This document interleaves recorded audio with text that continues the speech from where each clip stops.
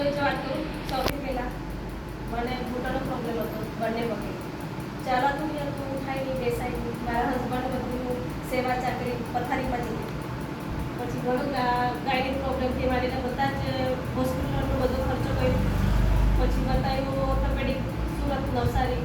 પછી આપણા ગામડામાં જાણીએ છીએ કે બધા માલિશ કરવાનું, નસો દબાઈ આપે કે માલિશ કરે, પાટાપિંડી કરે, બધું કર્યું, કશો જ ફરક નહીં. છેલ્લે પછી મારે બીજા કામ માટે શૈલેષભાઈ મારા ઘરે આવ્યા કે બેન શું થાય છે, તમને શું પ્રોબ્લેમ છે, આવા કેમ? મેં કીધું ભાઈ આ પ્રોબ્લેમ છે. એક વાર ફોન, બીજી વાર ફોન હશે. આવી દવાખામાં બહુ બીજી હતી. મેં કીધું આ કેટલી પીવાની મેં. પછી વારે વારે 2-3 ફોન.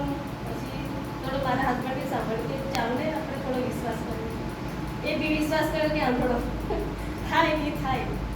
પણ પછી સર આવ્યા. આકસ્મિક સર મારી જોડે કનેક્ટ થવા માટે ઉપરવાળાની મહેરબાન કે સર મારા ઘરે આવી.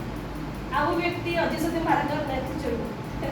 સર આવ્યા, બેઠા, વાતો કરી. તો એ મગજમાં ઓછું થતું કે આવી દવા હોઈ શકે. લીધી મેં. મને 2 ટાઈમ કીધી હતી. એક ટાઈમ સવારે લેવા, પછી ભૂલી જાઉં. બીજા દિવસ સવારે મહિના તો પીધી મેં. પણ એવું રિઝલ્ટ મળ્યું કે આજે નાચું છું, કૂદું છું, ફરું છું, બધું જ એક જ મળ્યું. સૌથી વધારે સારું